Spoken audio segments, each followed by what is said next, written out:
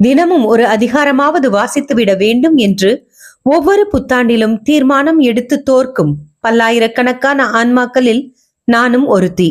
வீட்டுக்கு ஒரு விவிலியம், நாளுக்கு ஒரு அதிகாரம் என்ற இந்த தொடர் மூலமாக இறை வார்த்தை வாசிப்பதற்கு நானும், இறை வார்த்தையை கேட்பதற்கு நீங்களும் என சேர்ந்து முயல்வோம். ஆண்டவர் நம்மை வழிநடத்துவாராக. இதே எங்கள் யூடியூப் சேனலில் A Chapter a Day தொடர் மூலமாக ஆங்கிலத்தில் விவிலிய வாசிப்பு ஒளிபரப்பப்படுகிறது. இம்முயற்சி பள்ளி கல்லூரிகளில் ஆங்கில வழி பயிலும் நம் குழந்தைகளுக்காக. விருப்பமுள்ளவர்கள் பயன்படுத்திக் கொள்ளுங்கள். தமிழ் மற்றும் ஆங்கிலத்தில் விவிலிய வாசிப்பை கேட்க லூர்து மஹல் என்ற எங்கள் ஸ்பாட்டிஃபை சேனலை பின்தொடருங்கள். மத்தேயு நற்செய்தி அதிகாரம் 19. விண்ணரசின் வருகை. மனமுறிவு. இயேசு இவ்வாறு உரையாற்றி முடித்த பின்பு கலிலேயாவை விட்டு அகன்று யோர்தானுக்கு அப்பாலுள்ள யூதேயா பகுதிகளுக்கு சென்றார். பெருந்திரளான மக்கள் அவரை பின்தொடர்ந்தனர். அவர்களை அவர் அங்கே குணமாக்கினார். பரிசேயர் அவரை அணுகி அவரை சோதிக்கும் நோக்குடன், ஒருவர் தம் மனைவியை எக்காரணத்தையாவது முன்னிட்டு விலக்கி விடுவது முறையா என்று கேட்டனர். அவர் மறுமொழியாக, படைப்பின் தொடக்கத்திலேயே கடவுள் ஆணும் பெண்ணுமாக அவர்களை படைத்தார் என்று நீங்கள் மறைநூலில் வாசித்ததில்லையா என்று கேட்டார். மேலும் அவர், இதனால் கணவன் தன் தாய் தந்தையை விட்டுவிட்டு தன் மனைவியுடன் ஒன்றித்திருப்பான், இருவரும் ஒரே உடலாய் இருப்பர். இனி அவர்கள் இருவரல்ல, ஒரே உடல். எனவே கடவுள் இணைத்ததை மனிதன் பிரிக்காதிருக்கட்டும் என்றார்.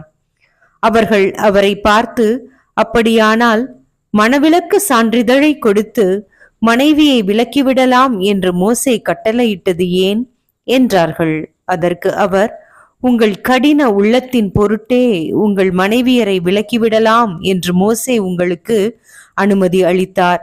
ஆனால் தொடக்க முதல் அவ்வாறு இல்லை. பரத்தமையில் ஈடுபடுவதற்காக அன்றி வேறு எக்காரணத்தையாவது முன்னிட்டு தம் மனைவியை விலக்கிவிட்டு வேறொரு பெண்ணை மணப்பவன் எவனும் விபசாரம் செய்கிறான் என நான் உங்களுக்கு சொல்லுகிறேன் என்றார். அவருடைய சீடர்கள் அவரை நோக்கி, கணவன் மனைவியர் உறவு நிலை இத்தகையது என்றால் திருமணம் செய்து கொள்ளாதிருப்பதே நல்லது என்றார்கள். அதற்கு அவர், அருள்கொடை பெற்றவரன்றி வேறு எவரும் இக்கூற்றை ஏற்றுக்கொள்ள முடியாது. சிலர் பிறவியிலேயே மன உறவு கொள்ள முடியாதவராய் இருக்கின்றனர். வேறு சிலர் மனிதரால் அந்நிலைக்கு ஆளாக்கப்படுகின்றனர். மற்றும் சிலர் விண்ணரசின் பொருட்டு அந்நிலைக்கு தம்மையே ஆளாக்கி கொள்கின்றனர். இதை ஏற்றுக்கொள்ளக்கூடியவர் ஏற்றுக்கொள்ளட்டும் என்றார். சிறு பிள்ளைகளுக்கு ஆசி வழங்குதல். சிறு பிள்ளைகள் மேல் இயேசு தம் கைகளை வைத்து வேண்டுதல் செய்யுமாறு அவர்களை சிலர் அவரிடம் கொண்டு வந்தனர். சீடரோ அவர்களை அதட்டினர். ஆனால் இயேசு, சிறு பிள்ளைகளை என்னிடம் வரவிடுங்கள், அவர்களை தடுக்காதீர்கள், ஏனெனில் விண்ணரசு இத்தகையோருக்கே உரியது என்றார். அவர்களை தொட்டு ஆசி வழங்கிய பின்பு அவர் அவ்விடத்தை விட்டு சென்றார். இயேசுவை பின்பற்ற விரும்பிய செல்வரான இளைஞர். அப்பொழுது ஒருவர் இயேசுவிடம் வந்து, போதகரே, நிலை வாழ்வை பெற்றுக்கொள்வதற்கு நான் என்ன நன்மை செய்ய வேண்டும் என்று கேட்டார். இயேசு அவரிடம், நன்மையை பற்றி என்னை ஏன் கேட்கிறீர்கள்? நல்லவர் ஒருவரே. நீர் வாழ்வடைய விரும்பினால் கட்டளைகளை கடைபிடியும் என்றார். அவர், எவற்றை என்று கேட்டார். இயேசு, கொலை செய்யாதே, விபச்சாரம் செய்யாதே, களவு செய்யாதே, பொய் சான்று சொல்லாதே, தாய் தந்தையை மதித்து நட, மேலும் உன் மீது நீ அன்பு கூறுவது போல் உனக்கு அடுத்திருப்பவர் மீதும் அன்பு கூர்வாயாக என்று கூறினார்.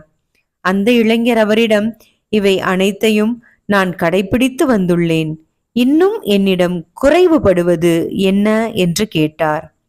அதற்கு இயேசு, நிறைவுள்ளவராக விரும்பினால் நீர் போய் உம் உடைமைகளை விற்று ஏழைகளுக்கு கொடும், அப்பொழுது விண்ணகத்தில் நீர் செல்வராயிருப்பீர், பின்பு வந்து என்னை பின்பற்றும் என்றார். அவர் சொன்னதை கேட்ட அந்த இளைஞர் வருத்தத்தோடு சென்று விட்டார். ஏனெனில் அவருக்கு ஏராளமான சொத்து இருந்தது. இயேசு தம் சீடரிடம், செல்வர் விண்ணரசில் புகுவது கடினம் என நான் உங்களுக்கு உறுதியாக சொல்கிறேன்.